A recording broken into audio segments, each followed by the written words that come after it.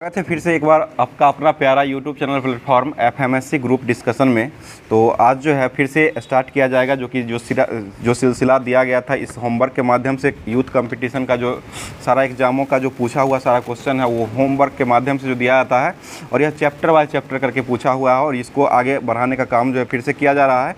और आज जो है फिजिक्स में जो दिया गया था दूरी और विस्थापन दिया गया था, उसके बाद जो है केमिस्ट्री का भी दिया गया था, उसके बाद जो है केमिस्ट्री के बाद जो है बायोलॉजी में दिया गया था और उसके बाद करंट अफेयर्स भी दिया गया था। और आज जो है टेस्ट हुआ था उसका भी विश्लेषण जो है आपको लास्ट में देखने को मिलेगा, इसलिए पूरा क्लास को जरूर देखिए। पूरा क्लास देखने के बाद ही पता चलेगा जो कि आज का टेस्ट जो हुआ था एएलपी टेक्नीशियन साथ साथ जो है ये एनटीपीसी का जो है सभी लेवलों का जो है टेस्ट हुआ था, उस सारे क्वेश्चनों का कम्बिनेशन के रूप में आपको लास्ट में मिलेगा। तो ध्यान दीजिएगा और स्टार्ट करते हैं। आज का क्वेश्चन हो जाएगा दूरी और विस्थापन जो दिया गया था डिस्टेंस एंड डिस्प्लेसमेंट, उसको स्टार्ट करते बताइए। क्वेश्चन हो जाएगा वह भौतिक राशि जो कभी भी ऋणात्मक नहीं हो सकती वो कौन सी हो जाएगा? ये दूरी हो जाएगा। दूरी जो है कभी ऋणात्मक नहीं होती है और दूरी जो है वो कैसी राशि हो जाएगी? ये अदिश राशि हो जाएगी। ठीक है, दूरी एक प्रकार का अदिश राशि हो जाएगा और यह जो है कभी ऋणात्मक नहीं होता है। आगे क्वेश्चन बताइएगा। अगला क्वेश्चन हो जाए त्वरण वेग जो है वो कैसी राशि हो जाएगी? सदिश राशि हो जाएगी। ठीक है, और बल जो है वो कैसी राशि हो जाएगी? ये भी सदिश राशि हो जाएगी। बताइए किसका उपयोग जो है एक वस्तु की समग्र गति का वर्णन करने में और किसी भी दिए गए समय पर इसकी प्रारंभिक स्थिति के संदर्भ में अंतिम स्थिति का पता लगाने के लिए जो किया था उसका वो क्या हो जाएगा? तो ये दूरी और विस्थापन हो जाएगा। ठीक है, दूरी और विस्थापन ही हो जाएगा। और विस्थापन जो है ये कैसी राशि हो जाएगी? विस्थापन सदिश राशि है। डिस्प्लेसमेंट जो हो जाएगा वो एक प्रकार का सदिश राशि हो जाएगा और विस्थापन का ऐसा मात्रक जो हो जाएगा वो क्या होता है? मीटर हो जाएगा। ठीक है, मीटर ही हो जाएगा। अगला क्वेश्चन बताइएगा वेग और समय के गुणनफल जो होता है इसको क्या कहा गया है? वेग और समय के गुणनफल। वेग और समय के गुणनफल को विस्थापन ही कहा।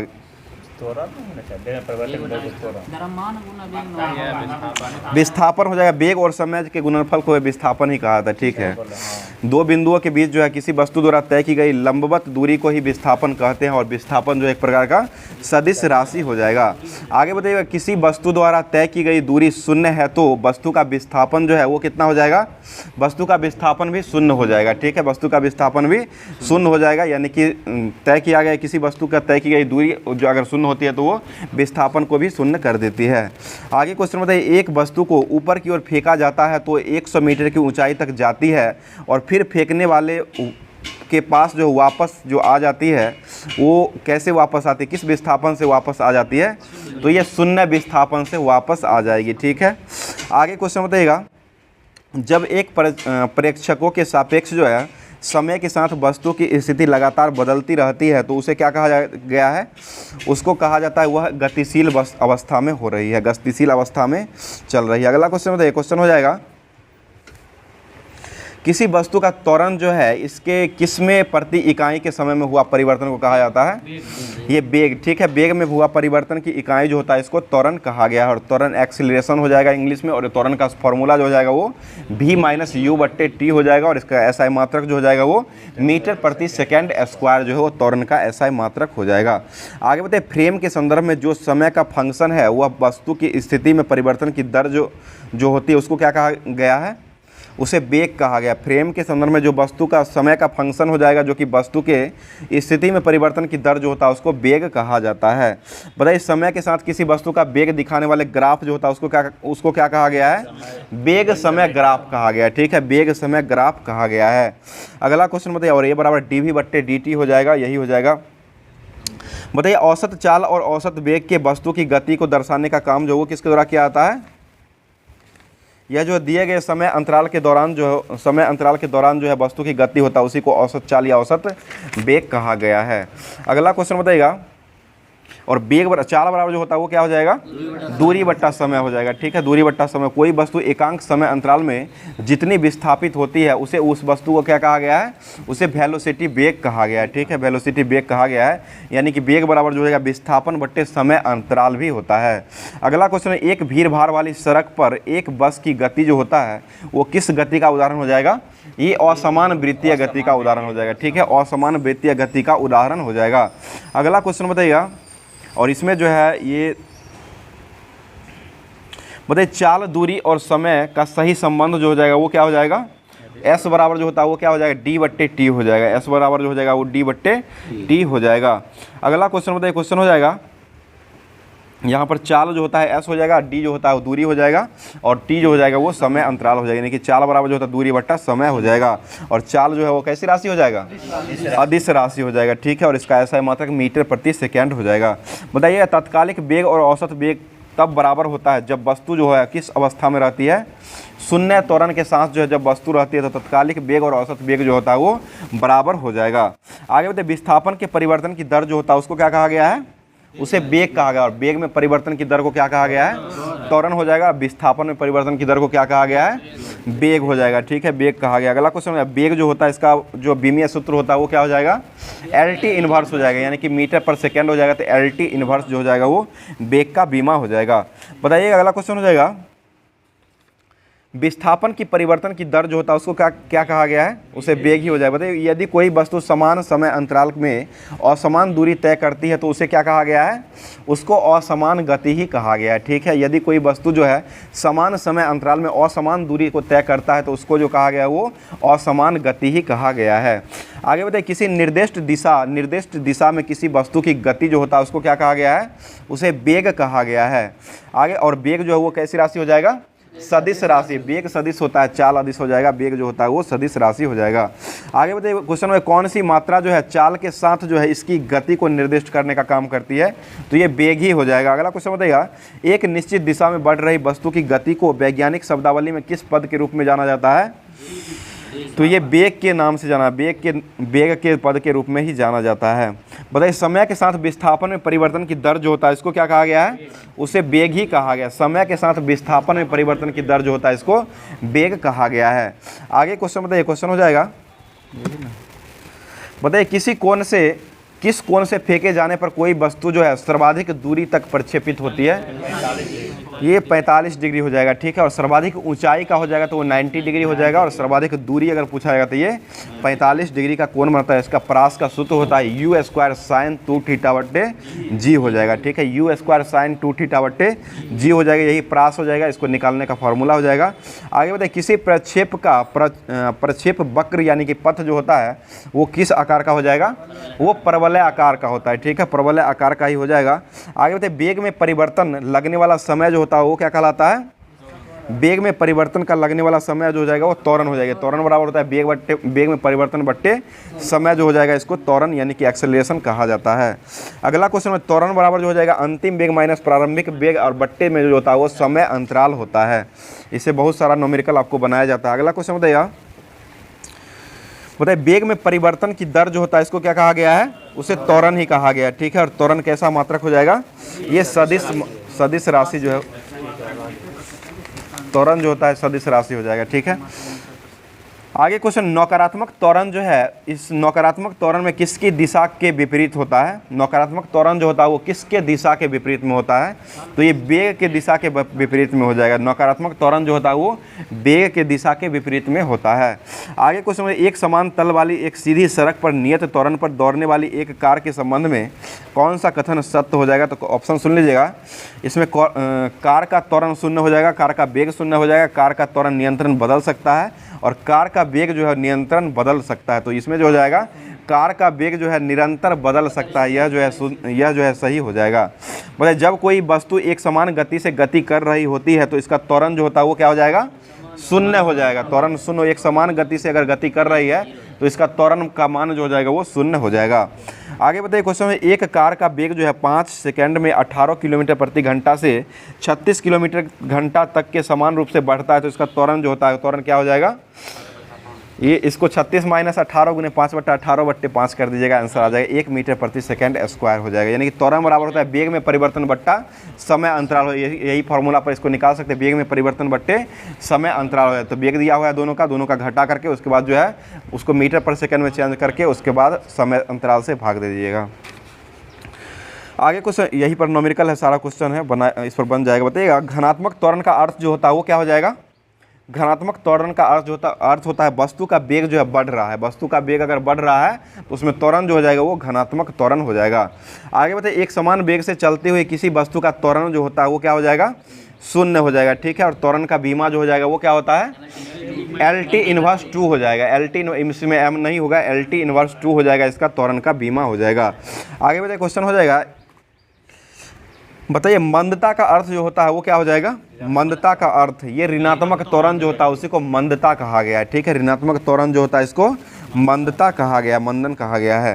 बताइए किसी वस्तु के वेग व्यतीत हुए समय के समानुपाती होता है तो वस्तु का क्या हो जाएगा, एक समान त्वरण हो जाएगा। एक समान त्वरण, किसी वस्तु का वेग अगर व्यतीत होता है तो समय के समानुपाती होता है, और यह जो हो जाएगा एक समान त्वरण के साथ हो जाएगा, यानी कि A बराबर जो होता है V माइनस U/T हो जाएगा।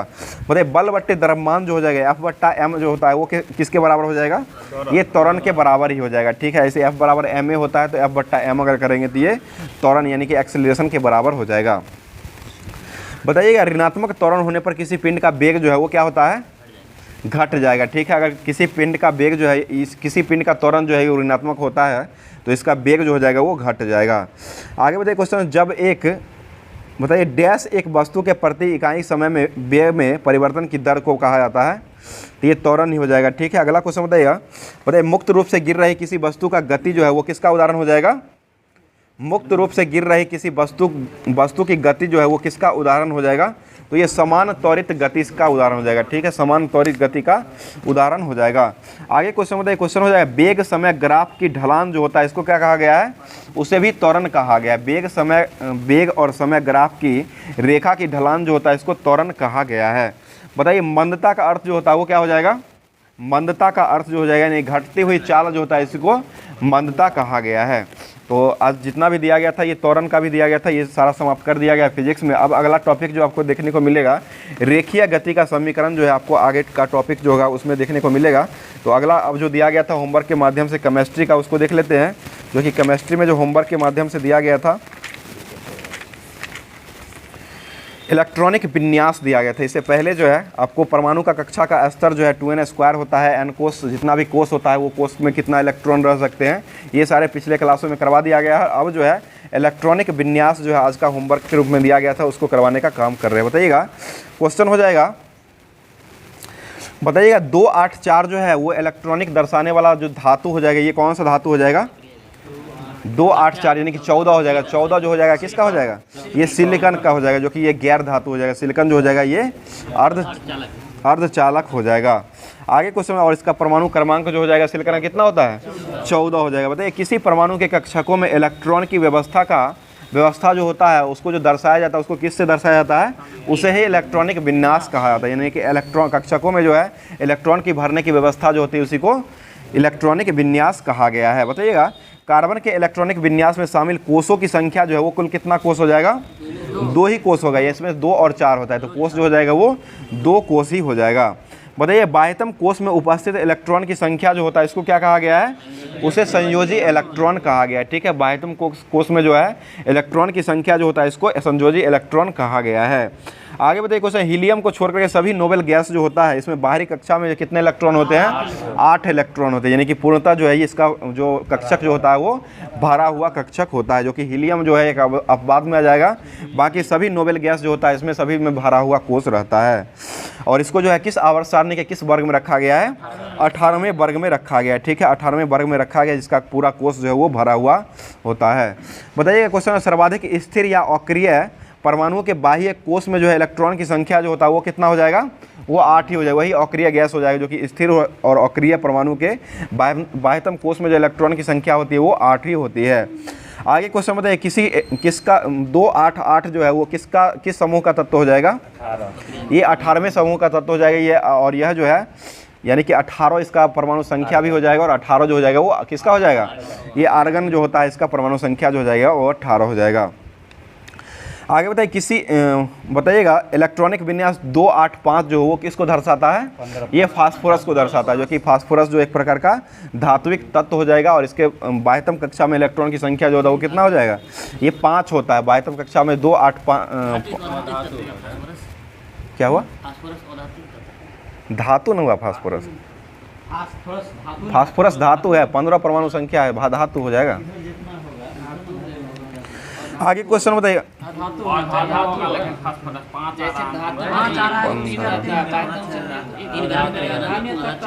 ठीक है, अधात्विक तत्व हो जाएगा। ठीक है, आगे क्वेश्चन बताइएगा।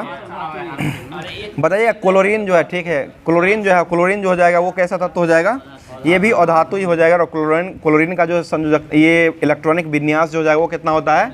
ये 287 होता है, यानी कि 17 हो जाएगा तो 287 जो हो जाएगा ये इलेक्ट्रॉनिक विन्यास हो जाएगा। और सल्फर का जो होता है वो कितना हो जाएगा? 286 होता है, ये 16 हो जाएगा। उसके बाद मैग्नीशियम जो होता है इसका कितना हो जाएगा? 282 हो जाएगा, यानी कि ये जो हो जाएगा 282 12 हो जाएगा इसका मैग्नीशियम का परमाणु संख्या हो जाएगा।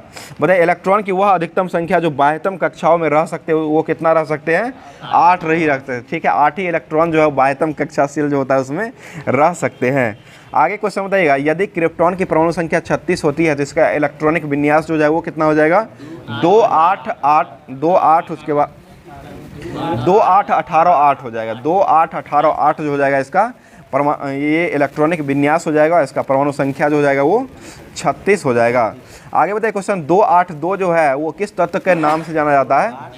282 यानी कि 12 हो जाएगा तो ये मैग्नीशियम हो जाएगा जो कि ये धात्विक तत्व हो जाएगा।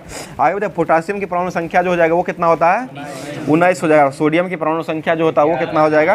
11 होता है। और रेडॉन जो है इसकी परमाणु संख्या कितना होता है? 86 हो जाएगा। रेडॉन की परमाणु संख्या जो हो जाएगा वो 86 हो जाएगा। और इसका परमाणु इलेक्ट्रॉनिक विन्यास जो होता है 2 8 18 32 और उसके बाद 18 8 हो जाएगा। इस तरह से इलेक्ट्रॉनिक विन्यास रेडॉन का निकाल सकते हैं। आगे बताइएगा, यदि एक तत्व की परमाणु क्रमांक जो है 8 है तो इसका इलेक्ट्रॉनिक विन्यास जो हो जाएगा वो क्या हो जाएगा? 2 और 6 हो जाएगा। ठीक है, 2 और 6 हो जाएगा। और 8 वाला तत्व जो है वो कौन सा तत्व हो जाएगा? ऑक्सीजन जो होता है वो 8 तत्व, मतलब ऑक्सीजन का जो परमाणु संख्या जो हो जाएगा वो 8 हो जाएगा। आगे क्वेश्चन मतलब एल्युमिनियम जो होता है इसका परमाणु संख्या जो हो जाएगा वो कितना होता है? 13 हो जाएगा। और यह जो है इसका जो इलेक्ट्रॉनिक विन्यास जो होता है वो 283 में आ जाएगा। और लिथियम जो है इसका परमाणु संख्या कितना होता है? 3 हो जाएगा। और इसका जो हो जाएगा 2 और 1 हो जाएगा। 2 और 1 जो है इलेक्ट्रॉनिक विन्यास हो जाएगा। आगे बताइए क्वेश्चन, जिन परमाणु के बाह्यतम कक्षा में इलेक्ट्रॉनों की संख्या पूर्ण होती है उसकी संयोजकता क्या होती है? उसकी संयोजकता 8 होती है। संयोजकता जो हो जाएगा 8 या 0 दोनों हो सकता है। ठीक है, आगे क्वेश्चन में समान रासायनिक गुण वाले 2 तत्वों के लिए कौन सा विकल्प जो है वो सही होता है? तो क्वेश्चन ऑप्शन सुन लीजिएगा। तत्वों में संयोजी इलेक्ट्रॉन की संख्या समान होती है, तत्वों में संयोजी इलेक्ट्रॉन की संख्या भिन्न होती है, तत्वों में परमाणु द्रव्यमान भिन्न होते हैं और तत्वों में परमाणु द्रव्यमान जो होते हैं समान होते हैं। तो इसका सही आंसर हो जाएगा संयोजी इलेक्ट्रॉन की संख्या जो हो जाएगा वो समान होता है। रासायनिक गुण यानी कि इसका जो भी हो जाएगा वो संयोजी इलेक्ट्रॉन जो होता है उसका समान ही होता है पूरे वर्ग का। आगे बताइए, किसी तत्व में इसके बाह्यतम कोश में 2 इलेक्ट्रॉन होते हैं तो ये कौन सा तत्व हो जाएगा? बहुत सारा हो जाएगा, धात्विक तत्व हो जाएगा। ठीक है, जैसे हो जाएगा कैल्शियम का भी 2 ही होता है, मैग्नीशियम का भी 2 ही होता है। बताइएगा बाह्यतम कक्षा में पूरी तरह से भरा हुआ तत्व जो होता है वो कौन सा हो जाएगा? ये अक्रिय गैस हो जाएगा। अक्रिय गैस का सभी जो होता है भरा हुआ रहता है, बाकी हीलियम को छोड़ करके। बताइए पहले आवर्त में दोनों तत्व में डैश संयोजी इलेक्ट्रॉन के कोष पाए जाते हैं तो ये के कोष होता है। पहले जो आवर्त होते हैं उसमें जो है के कोष ही पाया जाता है। आगे क्वेश्चन बताइए, क्वेश्चन हो जाएगा हाइड्रोजन में परमाणु में न्यूट्रॉन की संख्या जो होता है वो कितना हो जाएगा? 0 होता है। ठीक है, और हीलियम परमाणु में जो है न्यूट्रॉन की संख्या जो होता है वो कितना हो जाएगा? इसका 1 हो जाएगा। ठीक है, और 2 जो होता है हीलियम का परमाणु क्रमांक होता है। ठीक है, परमाणु संख्या हो जाएगा। आगे क्वेश्चन बताइए, क्वेश्चन हो जाएगा डैश के बाह्यतम कोष में 1 से 3 इलेक्ट्रॉन होते हैं, ये धातु हो जाएगा। ठीक है, धातु के बाह्यतम कोष जो होता है उसमें जो है इलेक्ट्रॉन की संख्या 1 से लेकर के 3 तक हो सकते हैं। बताइए सबसे बाहरी ऑर्बिट में डैश में इलेक्ट्रॉन की संख्या जो है एक समान होती है तो ये ऑप्शन दिया हुआ है ASBI हो जाएगा, इसी में होता है। बताइए क्वेश्चन हो जाएगा डैश के तत्व में बाहरी सेल में 8 इलेक्ट्रॉन के साथ जो है 3 कक्षाएँ शामिल होती है तो ये हो जाएगा ऑर्गन के समय में होता है। 3 कक्षा हो जाएगा ऑर्गन के साथ ही होता है जो कि ये 18 इसका परमाणु संख्या हो जाएगा। आगे कुछ में अधातुओं को आमतौर से बाहरी सेल जो होता है इसमें इलेक्ट्रॉन की संख्या जो है वो कितना हो सकता है? 5 6 7 8 जो होता है वो अधातु में हो सकता 5 6 7 या 8 भी हो सकता है। मतलब कुछ में हो सकते हैं, 8 भी होते हैं अधातु में, कुछ में होते होंगे। 5 6 7 जो है मुख्य रूप से हो सकते हैं, लेकिन या करके दिया हुआ है 8 भी हो सकते हैं। आगे कुछ और धातु का जो समूह होता है वो 1 से लेकर के 3 तक धातु रहते हैं। आगे क्वेश्चन में क्वेश्चन हो एक ऑक्सीजन परमाणु में कितने संयोजी इलेक्ट्रॉन होते हैं? एक ऑक्सीजन परमाणु में जो है वो संयोजी इलेक्ट्रॉन हो जाएगा, 2 ही हो जाएंगे, ठीक है, 2 ही संयोजी इलेक्ट्रॉन होते हैं। बताइए अगला क्वेश्चन हो जाएगा, बताइए Na+ जो होता है इसमें जो है परमाणु की संख्या जो हो जाए वो कितना होता है, ये 10 हो जाएगा, ठीक है। और Al जो प्लस हो जाए, Al+3 जो होता है इसमें परमाणु की संख्या जो हो जाएगा वो भी 10 ही होता है। Mg+2 जो हो जाएगा इसमें परमाणु संख्या भी 2 ही होता है, मतलब 10 ही होता है, ठीक है, सबका सेम ही हो जाएगा, 10 ही होता है। अगला क्वेश्चन बताइएगा, इलेक्ट्रॉनिक विन्यास 2 और 6 वाले तत्व जो है ये कौन सा तत्व हो जाएगा, ये ऑक्सीजन ही हो जाएगा, ठीक है, ऑक्सीजन ही होता है। आगे क्वेश्चन बताइए, एक तत्व का इलेक्ट्रॉनिक विन्यास 2, 8, 7 है तो इसकी संयोजकता क्या होती है, ये 7 संयोजकता हो जाएगा और यह तत्व जो हो जाएगा वो क्लोरीन हो जाएगा। आगे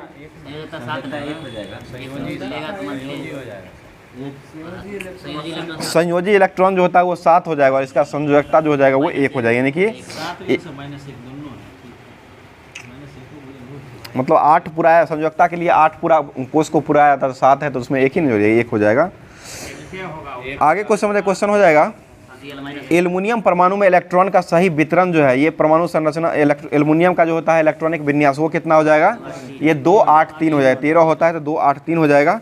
आगे क्वेश्चन, एक तत्व का इलेक्ट्रॉनिक विन्यास अगर 2, 8, 4 है तो यह तत्व जो है ये कौन सा तत्व हो जाएगा, तो ये 14 वाला तत्व जो हो जाएगा, 14 किसका परमाणु संख्या होता है, ये सिलिकॉन का हो जाएगा, ठीक है, सिलिकॉन होता है। अगला क्वेश्चन, एक तत्व का इलेक्ट्रॉनिक विन्यास 2, 8, 8, 1 है तो वह तत्व जो है वो कौन सा तत्व हो जाएगा, यानी कि 8, 8, 16, 2, 18, 1, 19 होता है तो 19 जो हो जाएगा किसका होता है, ये पोटासियम का हो जाएगा। आगे क्वेश्चन बताइएगा अगला क्वेश्चन, रेडियम जो होता है इसका परमाणु क्रमांक जो हो जाएगा वो कितना होता है, रेडियम का परमाणु क्रमांक जो हो जाएगा ये 45 यानी कि 45 जो है रेडियम का परमाणु क्रमांक होता है। अगला क्वेश्चन हो जाएगा और उसके बाद एक कार्बन का परमाणु संख्या जो हो जाएगा वो कितना होता है, 6 हो जाएगा। क्लोरीन का परमाणु संख्या जो होता है वो कितना हो जाएगा, 17 होता है, ठीक है। और हाइड्रोजन का परमाणु संख्या जो हो जाएगा वो 1 होता है और हीलियम की परमाणु संख्या जो होता है वो 2 हो जाएगा। आगे दिया गया था हाइजेनबर्ग का अनिश्चितता का सिद्धांत है, उसको देख लेते हैं। बताइएगा क्वेश्चन हो जाएगा हाइजेनबर्ग की अनिश्चितता के सिद्धांत में संवेग की अनिश्चितता और एक कण की स्थिति जो है वो किसको दर्शाया गया था, ये एक कण की स्थिति जो है घटाया नहीं जा सकता क्योंकि यह जो है मौलिक रूप से अनिष्ट होते हैं। आगे क्वेश्चन हो जाएगा, नाइट्रोजन के परमाणु में उपस्थित न्यूट्रॉन की संख्या जो हो जाएगा वो कितना होता है, 7 हो जाएगा, यानी कि 7 इसका परमाणु संख्या होता है, 14 जो है इसका परमाणु भार होता है और इसमें न्यूट्रॉन निकालने के लिए परमाणु भार से जो है परमाणु संख्या को घटाया जाता है तो 7 जो है इसका परमाणु में न्यूट्रॉन की संख्या हो जाएगा। बताइए एक तत्व के नाभिक में 15 प्रोटॉन और 22 न्यूट्रॉन होते हैं जिसकी द्रव्यमान संख्या जो वो कितना हो जाएगा, दोनों का ऐड कर दिए 37 हो जाएगा, 15 + 22 जो 37 जो हो जाएगा, जो कि ये जो हो जाएगा तत्व की परमाणु द्रव्यमान को दर्शाने का काम करता है। आगे क्वेश्चन हो जाएगा, एक परमाणु में न्यूट्रॉन की संख्या जो है किसके बराबर होती है, न्यूट्रॉन की संख्या बराबर जो होता है वो किसके, ये द्रव्यमान की संख्या माइनस परमाणु की संख्या जो है न्यूट्रॉन की संख्या के बराबर होती है। तो आगे जो है होमवर्क के माध्यम से ये करवा दिया गया है। अब जो है अगला टॉपिक आपको देखने को मिला परमाणु का नाभिक और समस्थानिक जो है आगे देखने को मिलेगा, तो उसको अगला टॉपिक में अगला चैप्टर में आपको अगले दिन का क्लास में दिया जाएगा।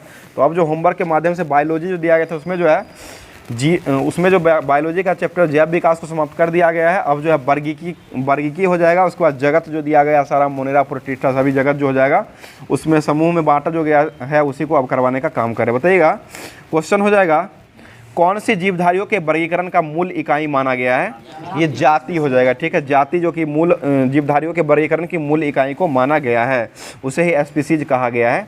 बताइए बहुत सी जातियां मिलकर के किसका निर्माण करती है, ये वंश का निर्माण करती है। बहुत सी जाति मिलकर के वंश का निर्माण करती है और वंश जो है वो कैसा भाषा हो जाएगा, यह एक लैटिन भाषा हो जाएगा। जैसे वंश का जो लैटिन भाषा से ही लिया गया है, इसका ब्रेसिका जो है इसका अर्थ हो जाएगा। अगला क्वेश्चन, वंश के समूह जो होते हैं उसमें एक वंश के समूह जो होता है उसको किस में रखा गया है, उसको कुल में यानी कि फैमिली के रूप में रखा गया, कुल के रूप में इसको रखा गया है। आगे क्वेश्चन बताइए, क्वेश्चन हो जाएगा, बताइए मुख्य लक्षण जो मिलते हैं यानी कि एक कुल के लक्षण जो है एक ही समान मुख्य लक्षण जो मिलते हैं उसको क्या कहा गया है, उसे गण कहा गया है, गण हो जाएगा। अगला क्वेश्चन, वैज्ञानिकी वर्गीकरण में वर्गीकरण की मूलभूत इकाई जो वो क्या हो जाएगा, ये जाति हो जाएगा, ठीक है, जाति हो। बताइएगा सजीव जीवों का वर्गीकरण की मूल इकाई जो होता है उसको क्या कहा गया है, उसे भी जाति ही हो जाएगा, ठीक है, जाति ही कहा गया। अगला क्वेश्चन हो जाएगा, बताइए क्वेश्चन हो जाएगा, जीवों के वर्गीकरण का कौन सा स्तर है जो कुल और जाति के बीच आता है, तो ये वंश हो जाएगा, ठीक है। कुल और जाति के बीच में जो आएगा वो वंश कहलाता है। अगला क्वेश्चन बताइए, क्वेश्चन हो जाएगा, बताइएगा क्वेश्चन, 5 जगत प्रणाली में वर्गीकरण का मुख्य आधार जो वो किसको माना गया है? ये पोषण को माना गया। मुख्य आधार 5 जगत प्रणाली में वर्गीकरण का मुख्य आधार जो माना गया वो पोषण को माना गया। बताइए वर्गीकरण के विभिन्न प्रकार पदानुक्रमों के किस समूह में अधिकतम समान लक्षण वाले जीवों की संख्या सबसे ज़्यादा रहती है? तो ये जगत किंगडम में हो जाएगा। किंगडम जगत जो हो जाएगा इसी में जो है सबसे ज़्यादा जो है जीवों की संख्या रहती है। आगे बताइए क्वेश्चन हो जाएगा, बताइएगा वर्गीकरण के अनुसार जो है समूह में शामिल जीवों को पूर्णतः विकसित जो किया गया था, जो कि नाभिक इसमें नहीं पाया जाता है, किसमें जो है नाभिक नहीं पाया जाता है, जो कि व्हिटेकर के द्वारा वर्गीकरण जो दिया गया था उसमें जो है किसमें नाभिक जो है वो नहीं पाया जाता। ये मुनेरा जो होता है इसमें नाभिक जो है वो नहीं पाया जाता है। और यह व्हिटेकर के द्वारा जो है 5 जगत का वर्गीकरण जो दिया गया था वो किस वर्ष दिया गया है? ये 1969 में दिया गया। और 5 जगत जो हो जाएगा जगत का नाम सुन लीजिएगा, मुनेरा, प्रोटिस्टा हो जाएगा, उसके बाद कवक, पादप और जंतु हो जाएगा। ये 5 वर्गों में बांटा गया है।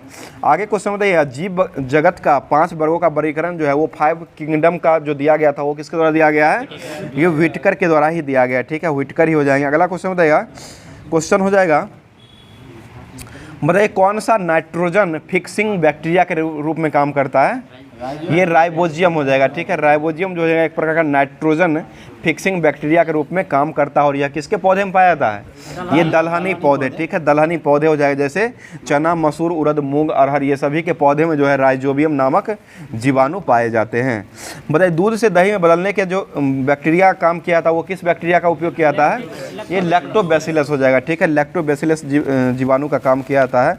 बताइए पहला प्रकाश संश्लेषी ऑक्सीजन उत्पन्न करने वाला जीव जो है वो पृथ्वी पर जो प्रकट हुआ था वो कौन सा जीव हो जाएगा? ये साइनोबैक्टीरिया हो जाएगा, ठीक है, साइनोबैक्टीरिया ही हो जाएगा। बताइएगा बैसिली जो है ऐसे जीवाणु है जो किसमें पाए जाते हैं? बैसिली ऐसे जीवाणु है जो कैसे पाए जाते हैं, किस आकार के ये होते हैं? तो ये नुमा आकार के हो जाएंगे। बताइए यदि किसी जीवाणु में केवल एक ही सिरे पर फ्लैजेला होता है तो इसको क्या कहा गया है? इसे मोनोट्राइकस कहा गया है, मोनोट्राइकस हो जाए। बताइएगा एसेरिकिया कोलाई जो होता है इसमें क्या पाया जाता है? एसेरिकिया कोलाई जो होता है इसमें क्या पाया जाता है? तो इसमें मनुष्य की आंत जो होता है इसमें पाया जाता है। एसेरिकिया कोलाई जो होता है इसमें मनुष्य की आंत पाई जाती है। आगे बताइए क्वेश्चन हो जाएगा, बताइए क्वेश्चन, डाइटम जो है वो किस समूह के संबंध में आता है? डाइटम ये मुनेरा समूह के संबंध में आ जाएगा, मुनेरा वर्ग का ये हो जाएगा। अगला क्वेश्चन हो जाएगा, बता दीजिए क्वेश्चन हो जाएगा, पैरामेसियम जो है वो कैसा जीव हो जाएगा? ये एक कोशिकीय जीव हो जाएगा। पैरामेसियम जो हो जाएगा वो एक प्रकार का एक कोशिकीय जीव हो जाएगा। आगे क्वेश्चन हो जाएगा, बताइए अमीबा में भोजन का ग्रहण जो है वो किसके द्वारा किया जाता है? ये शरीर की पूरी त्वचा और कूटपाद के द्वारा किया जाता है, ठीक है, शरीर की पूरी त्वचा और कूटपाद के द्वारा ये अमीबा में भोजन का ग्रहण किया जाता है। आगे क्वेश्चन हो जाएगा, बताइए कौन सा कोशिकांग है जो अमीबा जल की मात्रा को बनाए रखने के लिए उत्तरदायी होता है? तो ये संकुचनशील रसधानी हो जाएगा, संकुचनशील रसधानी हो जाएगा, जो कि कोशिका में अमीबा जल की मात्रा को बनाए रखने में उत्तरदायी होता है। अगला क्वेश्चन, अमीबा जैसे जीवों के मामले में होने वाला अलैंगिक प्रजनन जो होता है, जिसमें एक जीव को विभाजित होने पर 2 जीव उत्पन्न होते हैं, उसको क्या कहा गया है? उसे बाइनरी विखंडन कहा गया है, ठीक है, बाइनरी विखंडन हो जाएगा। और अमीबा की खोज जो है वो किसके द्वारा किया गया है? रोजेनहॉफ के द्वारा अमीबा का खोज किया गया और ये 1755 ईस्वी में अमीबा का खोज किया गया है। और अमीबा में कौन सा विखंडन होता है? तो ये बाइनरी यानी कि द्विविखंडन होता है, बाइनरी या द्विविखंडन भी कह सकते हैं। और अमीबा में जो प्रजनन होता है वो कैसा प्रजनन हो जाएगा? ये द्विविखंडन प्रजनन ही होता है। अगला क्वेश्चन हो जाएगा, बताइए एस्यूडोपिया जो होता है, एस्यूडोपिया में डैश पर मौजूद उंगली जैसी आकृति जो है वो संरचना पाई जाती है। तो ये अमीबा की तरह जो है अमीबा में ही मौजूद उंगली जैसी आकृति पाई जाती है। बताइए अगला क्वेश्चन हो जाएगा, बहुविखंडन के द्वारा किसके साथ अनेक संतति कोशिकाओं का विभाजन किया जाता है? तो ये प्लाज्मोडियम हो जाएगा, प्लाज्मोडियम के साथ किया जाता है। अगला क्वेश्चन हो जाएगा, कौन सा जीव है जो बहुविखंडन के द्वारा प्रजनन करता है? तो ये प्लाज्मोडियम ही हो जाएगा, ठीक है, प्लाज्मोडियम ही हो जाएगा, जो कि बहुविखंडन के रूप में काम करता है। आगे क्वेश्चन बताइएगा, अगला क्वेश्चन हो जाएगा, बताइए कौन सा एक कोशिकीय जीव के उदाहरण हो जाएगा? तो ये प्रोटोजोआ जो हो जाएगा वो एक कोशिकीय जीव के उदाहरण हो जाएगा। और यह जो प्रोटोजोआ किसके वर्ग में किसके अंतर्गत आते हैं? तो ये यूकेरियोटिक जीव के अंतर्गत जो है ये प्रोटोजोआ आते हैं। अगला क्वेश्चन बताइए, एक कोशिका के दो समान संतति कोशिकाओं में विभाजन की प्रक्रिया जो होता है इसको क्या कहा गया है? उसे द्विखंडन कहा गया है। ठीक है, द्विखंडन हो जाएगा। और अमीबा में कैसे प्रजनन होता है? ये द्विखंडन विधि के द्वारा ही अमीबा में प्रजनन होता है। बताइए क्वेश्चन, उस जीव को किस जगत में रखेंगे जो एक कोशिकीय और यूकेरियोटिक या सुकेंद्रिक और प्रकाश संश्लेषक होते हैं, उसको किस जीव में रखा जाता है? वो उसको प्रोटिस्टा वर्ग में रखा गया। और प्रोटिस्टा जगत के जीव जो होते हैं वो एक कोशिकीय और सुकेंद्रीय जीव होते हैं। आगे बताइए क्वेश्चन, द्विनाम पद्धति जो किसके द्वारा दिया गया है? ये कैरोलस लिनियस के द्वारा दिया गया। और ये एक पुस्तक भी लिखे थे। कौन सा पुस्तक लिखे थे? सिस्टेमा नेचर। ठीक है, सिस्टेमा नेचर पुस्तक जो है इन्हीं के द्वारा, कैरोलस लिनियस के द्वारा ही लिखा गया है। आगे बताइए, जीव विज्ञान के वैज्ञानिक नामकरण की पद्धति जो किसके द्वारा दिया गया है? ये कैरोलस लिनियस के द्वारा ही दिया गया। यानी कि द्विनाम पद्धति जो दिया गया था वो कैरोलस लिनियस के द्वारा ही 1783 ईस्वी में दिया गया था। और टैक्सोनॉमी 1753 में ही दिया गया है। 1753 में ही दिया गया था। और वर्गीकी का पिता किसे कहा गया है? ये कैरोलस लिनियस को ही वर्गीकी यानी टैक्सोनॉमी का जनक के रूप में जाना जाता है। आगे क्वेश्चन बताइए, क्वेश्चन है किसे जीव जगत की सभी प्रजातियों में द्विपद नाम पद्धति के जनक के रूप में माना जाता है? तो ये कैरोलस लिनियस को ही जाना जाता है। ठीक है, अगला क्वेश्चन बताइए क्वेश्चन हो जाएगा, फादर ऑफ टैक्सोनॉमी के जनक के रूप में किसको माना जाता है? ये कैरोलस लिनियस को ही माना जाता है। अगला क्वेश्चन बताइए, कैरोलस लिनियस ने ये इसी का दिया हुआ है जीवाश्म। बताइए सिस्टेमा नेचर जो किसके द्वारा लिखा गया है? ये कैरोलस लिनियस के द्वारा लिखा। बताइए किस प्राणी जगत के अंतर्गत जो है वर्गीकृत किया जाता है? यानी कि किसे जो है प्राणी जगत के रूप में वर्गीकृत किया गया है? ये मोटा जुआ हो जाएगा। मोटा जुआ को जो है प्राणी जगत के अंतर्गत वर्गीकृत किया गया है। बताइए बिना कोशिका भित्ति वाली बहुकोशिकीय प्रणाली को किस समूह के अंतर्गत रखा गया है? ये बहुकोशिकीय हो जाएगा। तो बहुकोशिकीय एनिमेलिया समूह के अंतर्गत रखा गया है। बताइए अगला क्वेश्चन हो जाएगा, बताइए कौन सा प्राणी है जो अगतिशील प्राणी होते हैं?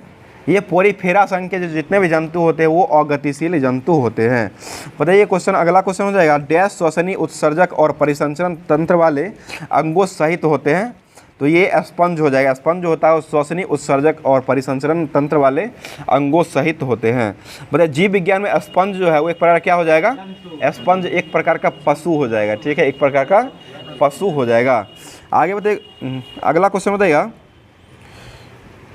बताइए खोल के भीतर से निकलने वाले अर्क जो होता है जिसका तकनीकी नाम सोप हो जाएगा। सोप जो है ये किस नाम से जाना जाता है? तो ये मदर ऑफ पर्ल के नाम से जो सोप को जाना जाता है। ठीक है, मदर ऑफ पर्ल के नाम से किसको जाना जाता है? ये सोप को जाना जाता है। आगे बताइए कौन सा शरीर है जो कोशिकाओं की दो परतों से बना हुआ होता है? तो ये हाइड्रा हो जाएगा। हाइड्रा जो हो जाएगा वो दो परतों से बना हुआ होता है। और हाइड्रा किस संघ के अंतर्गत आता है?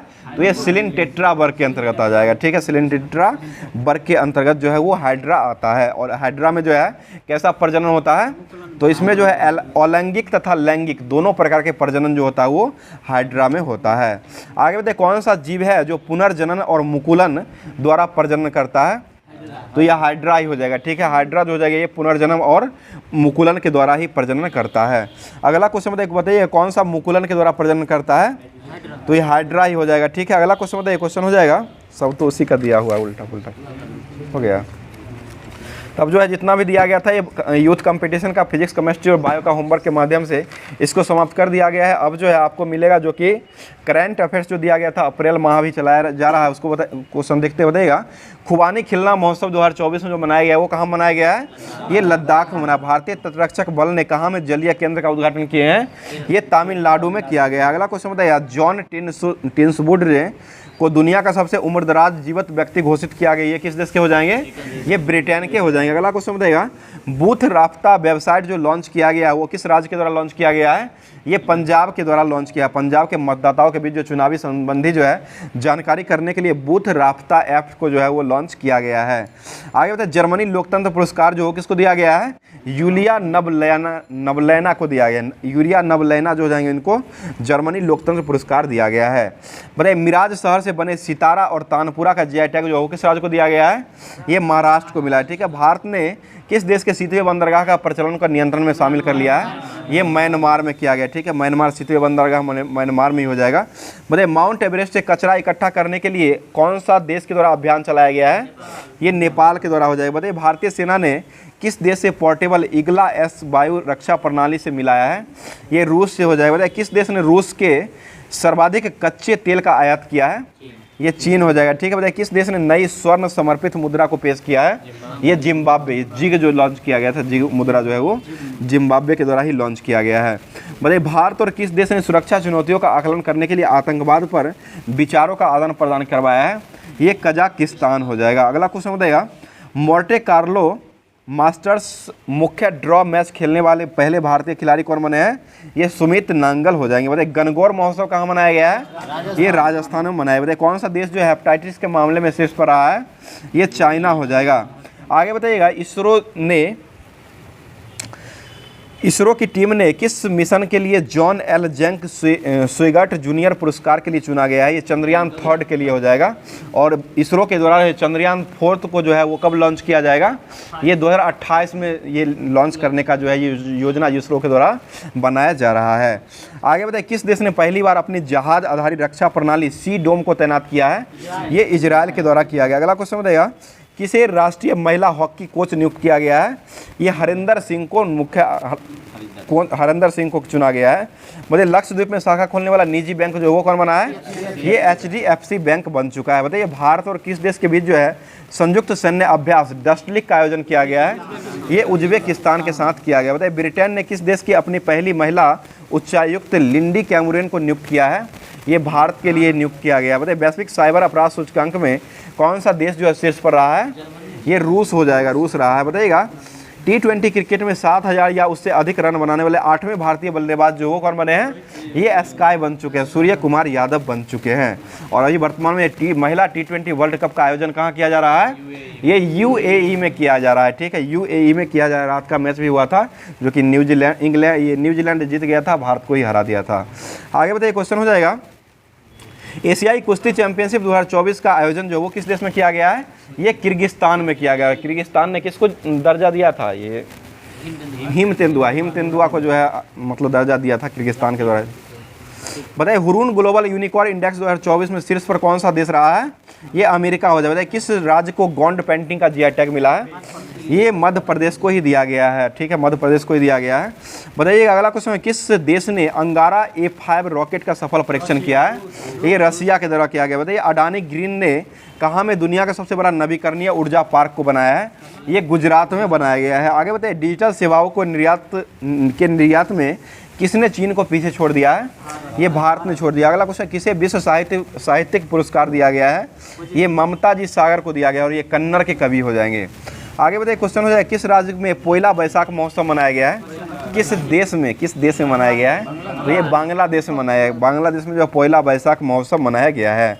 आगे बताइए नासा ने सतत मानव अन्वेषण को आगे बढ़ाने के लिए किसके साथ समझौता किया है? ये जापान के जाक्सा के साथ किया है। आगे बताइए क्वेश्चन नेपाल में UPI को बढ़ावा देने के लिए किसने ई-सेवा और हान पोखरा के साथ समझौता किया है? ये फ़ोनपे हो जाएगा, फ़ोनपे के द्वारा किया गया है। और नेपाल की पर्यटक राजधानी किसको बनाया गया है? ये पोखरा को ही बनाया गया है। आगे बताइए 12वीं बार में राष्ट्रीय महिला कैरम खिताब जो किसने जीता है? रश्मि कुमारी जीत चुकी है। आगे बताइए भारत ने किस देश को 35 एम्बुलेंस और 66 स्कूल बस उपहार में दिया है?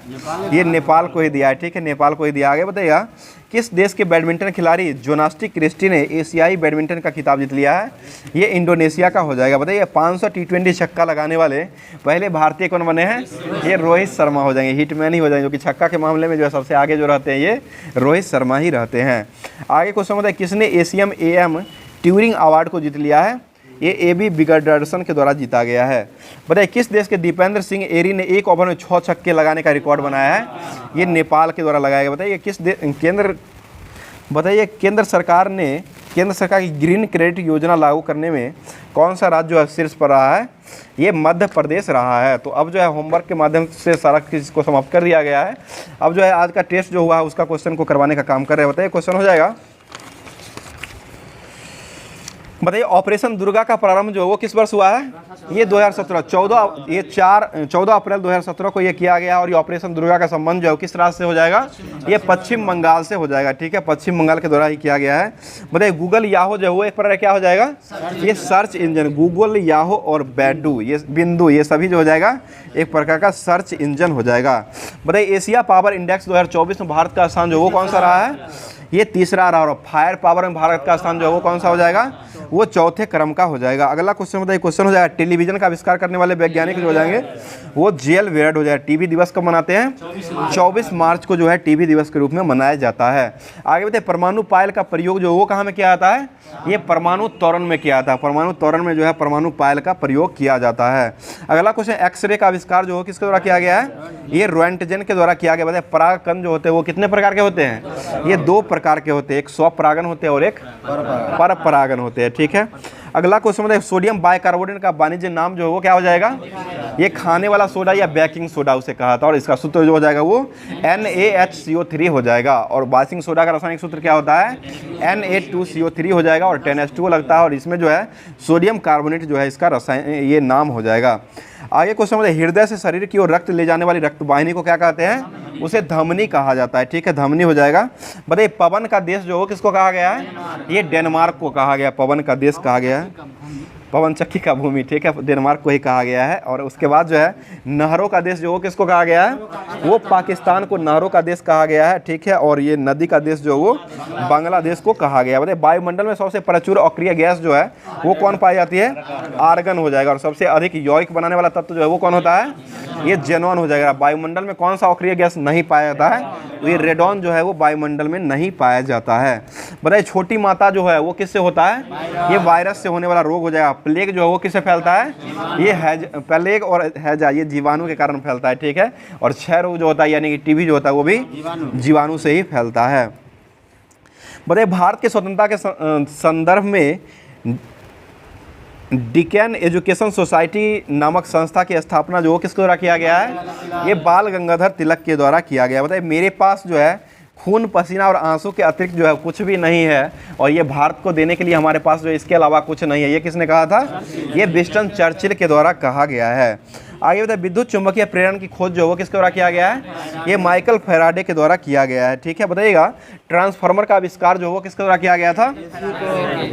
मतलब आविष्कार किसके द्वारा किया गया था? फैराडे के द्वारा किया गया था 1831 में। और यह जो है एसी जो होता है एसी वोल्टता पर काम करता है, यह जो है वोल्टेज को घटाने और बढ़ाने का ही काम करता है। बताइए गतिज ऊर्जा जो होता है इसका सूत्र जो होता है वो क्या हो जाएगा? ½ mv² हो जाएगा। और स्थितिज ऊर्जा जो होता है इसका सूत्र क्या हो जाएगा? mgh हो जाएगा, ठीक है, mgh ही होता है। आगे बताइए क्वेश्चन हो जाएगा, बताइए 1 मेगा मीटर में कितना मीटर हो जाएगा? 10⁻6 मीटर प्लस में हो जाएगा। अब बताइए 1 गीगा मीटर जो होता है उसमें कितना मीटर हो जाएगा? 10⁻9 मीटर हो जाएगा। और 1 नैनोमीटर में कितना होता है? 10⁻⁹ मीटर हो जाएगा। और 1 किलोमीटर में कितना मीटर हो जाएगा? 10⁻3 किलोमीटर। और 1 माइक्रोन में कितना मीटर होता है? 10⁻⁻6 मीटर हो जाएगा। बताइए तड़ित चालक के आविष्कार कौन हो जाएंगे? बेंजामिन फ्रैंकलिन हो जाएंगे, ठीक है, बेंजामिन फ्रैंकलिन हो जाएंगे। बताइएगा सुपर कंडक्टर की चालकता जो होता है वो कितना हो जाएगा? ये अनंत हो जाएगा, इन्फिनिटी हो जाएगा, ठीक है। अगला क्वेश्चन बताइएगा रेडियो की आविष्कार जो हो करने वाला वैज्ञानिक कौन हो जाएगा? रेडियो का आविष्कार ये मार्कोनी के द्वारा रेडियो का आविष्कार किया गया है। अगला क्वेश्चन श्वसन जो है वो किस प्रकार की अभिक्रिया हो जाएगा? ये उष्माक्षेपी अभिक्रिया हो जाएगा। बताइए प्रबल अम्ल और दुर्बल क्षार का पीएच मान जो होता है वो कितना हो जाएगा? ये 7 से कम जो होता है वो प्रबल अम्ल और दुर्बल क्षार का पीएच मान हो जाएगा। अगला क्वेश्चन खाद्य पदार्थों के परीक्षण करने के लिए किसका उपयोग किया जाता है? ये सोडियम बेंजोएट का उपयोग किया था। और पदार्थ की 5वीं अवस्था कौन हो जाएगी? बोस-आइंस्टाइन 5वीं हो जाएगी, प्लाज्मा 4थी हो जाएगी। बताइए अगला क्वेश्चन नाभिकीय विखंडन के दौरान श्रृंखला अभिक्रिया को नियंत्रित करने के लिए न्यूट्रॉन का अन्वेषण किया जाता है। और इसमें किसका प्रयोग किया जाता है? ये कैडमियम और बोरन का क्षार का उपयोग किया जाता है। आगे क्वेश्चन में मनुष्य में मादा जनन के लिए कौन सा हार्मोन का स्रावन किया जाता है? ये रिलैक्सिन हो जाएगा, प्रोजेस्टेरॉन हो जाएगा और एस्ट्रोजन हो जाएगा, ये सभी का उपयोग किया जाता है। बताइएगा मादा प्रजनन है, मादा वाला सभी हो जाएगा, सभी हो जाता है। बताइए क्वेश्चन है लिंग सहलंगता का विकार जो है वो कौन सा विकार होता है? किस विकार के कारण जो है लिंग सहलंगता होता है? ये टर्नर सिंड्रोम हो जाएगा। लिंग सहलंगता की खोज किसने किया था? यह मॉर्गन के द्वारा जो है लिंग सहलंगता का वो एस्टेनॉच है, आती है, क्या कहते हैं, नहीं लिंग हार्मोन है, वो अलग है। लिंग सहलंगता का खोल मॉर्गन के द्वारा ही किया गया है। और लिंग जन्म के समय रिलैक्सिंग होगा, बोलने निकलता है। अच्छा ठीक, चाहिए मनुष्य में मादा जनन अंग जो हो जाएगा वो रिलैक्सिन हो जाएगा, ठीक है ना। जनन के अंत का रिलैक्सिन हो, जनन अंग लिखा हुआ है। जन्म के समय ऐसे पाया सभी जाता है, लेकिन जनन के समय जो है रिलैक्सिन ही हार्मोन होता है, रिलैक्सिन ही मदद करता है, जो कि चौड़ा गर्भाशय को चौड़ा करने का काम करता है। चलिए आगे क्वेश्चन है, टर्नर सिंड्रोम जो होता है, इसमें गुणसूत्र जो होता है क्या होता है, टर्नर डाउन में बढ़ जाता है और टर्नर में घट जाता है, ठीक है। टर्नर में घट जाता है और डाउन सिंड्रोम जो होता है उसमें बढ़ जाता है। आगे बताइए क्वेश्चन है, गेहूं का टिड्डू रोग जो है वो किसके कारण फैलता है, एक कोरिनोबैक्टीरियम ट्रेटिकी हो जाएगा, कोरिनोबैक्टीरियम ट्रेटिकी जो हो जाएगा, ये गेहूं में टिड्डू रोग का कारक हो जाएगा। अगला क्वेश्चन है, धतूरा जो है वो किस कुल का पौधा हो जाएगा, सोलेनेसी। और आलू प्याज जो हो किस कुल का पौधा हो जाएगा, ये भी सोलेनेसी। और भिंडी जो हो किस कुल का पौधा हो जाएगा, ये मालवेसी भिंडी हो जाएगा, ठीक है। और सेब अनार जो हो जाएगा रोजेसी हो जाएगा, ठीक है। सेब जो हो जाएगा, सेब बादाम जो हो जाएगा, ये सभी जो हो जाएगा वो रोजेसी हो जाएगा। और इमली जो होता है किस कुल का पौधा हो जाएगा, ये लेगुमिनेसी हो जाएगा, लग्गी लगा के तोड़ते हैं ना, लेगुमिनेसी जो हो जाएगा वो इमली हो जाएगा। आगे क्वेश्चन में, संयुक्त प्रवर समिति जो होते हैं उसमें कुल कितने सदस्य होते हैं, ये 45 यानी कि 45 सदस्य होते हैं, ठीक है। और लोक लेखा में कितने होते हैं, ये 22 होते हैं, जो कि 15 लोकसभा से आते हैं और 7 जो आते हैं वो राज्यसभा से आते हैं। और प्राक्कलन समिति में जो वो कितने होते हैं, प्राक्कलन में सभी लोकसभा से ही आते हैं, टोटल 30 सदस्य होते हैं। आगे बताइए क्वेश्चन, संविधान संशोधन जो है किस अनुच्छेद में दिया गया है, अनुच्छेद 368। ये किस देश से लिया गया है, ये दक्षिण अफ्रीका से ही लिया गया। और संवर्ती सूची कहाँ से लिया गया है, ये संवर्ती सूची जो है वो ऑस्ट्रेलिया से लिया गया है। बताइए ध्वनि की तीव्रता मापने वाला यंत्र जो है वो कौन सा यंत्र हो जाएगा, ये ऑडियो मीटर हो जाएगा, ठीक है। ऑडियो मीटर से ही ध्वनि की तीव्रता को मापा जाता है।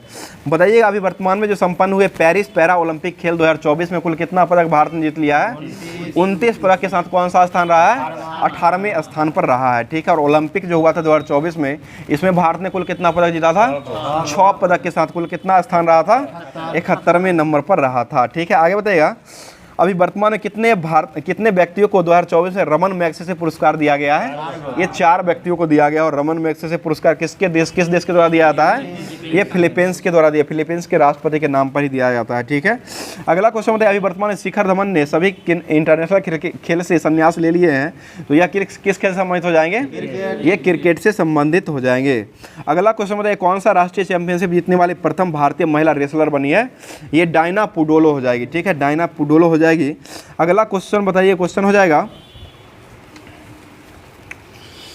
बताइए नमक के घोल में सिल्वर नाइट्रेट के घोल को डालने पर दही जैसे पदार्थ उत्पन्न हो जाते हैं, यह कौन सी अभिक्रिया हो जाएगा, यह उदासीनीकरण अभिक्रिया हो जाएगा, उदासीनीकरण अभिक्रिया हो जाएगा। अगला क्वेश्चन बताइए, क्वेश्चन हो जाएगा, बताइए बोल्टा नदी जो है वो किस देश में बहती है, ये घाना में बहती है। और एक बोलगा भी नदी है, बोलगा नदी कहाँ बहती है, बोलगा नदी रूस कहाँ हो जाएगा,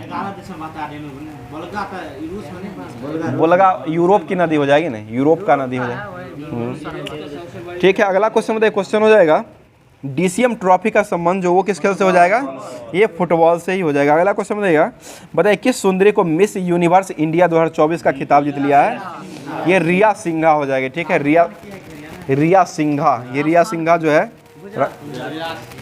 रिया सिंघा अभी वर्तमान में जो मिस यूनिवर्स इंडिया 2024 का खिताब को जीत चुकी है। तो आज का जितना भी होमवर्क के माध्यम से था और उसके बाद जो है यहाँ टेस्ट जो हुआ है उस सारे क्वेश्चनों को आज जो है पूरे तरीके से रिवीजन करवा दिया गया है। तो क्लास कैसा लग रहा है ज़रूर कमेंट कीजिएगा और इसी तरह से ज़रूर जुड़े रहिएगा और अपने दोस्तों में भी शेयर करने का काम जो है ज़रूर किया कीजिएगा। और इसका जो है होमवर्क जो आपको मिलता है वो अलग से चैनल बना हुआ है, जो कि आपको टेलीग्राम और व्हाट्सएप चैनल जो है वो अलग से बना हुआ उसका, और इसका लिंक जो है आपको वीडियो के डिस्क्रिप्शन बॉक्स जो है वहाँ पर मिल जाएगा। वहाँ से जुड़ करके उसके बाद होमवर्क को पढ़ करके उसके बाद क्लास को देखिए तो क्लास बहुत ही अच्छा लगेगा और बहुत ही फायदेमंद भी होगा, क्योंकि ये क्वेश्चन जो है सारा क्वेश्चन आपको पूछा हुआ प्रीवियस ईयर का ही क्वेश्चन है, सभी चैप्टर से दिया हुआ है और चैप्टर बाय चैप्टर जो है यहाँ पर करवाया जाता है। तो फिर मिलते हैं किसी नेक्स्ट वीडियो में नेक्स्ट टॉपिक के साथ। थैंक यू, धन्यवाद, जय हिंद, जय भारत।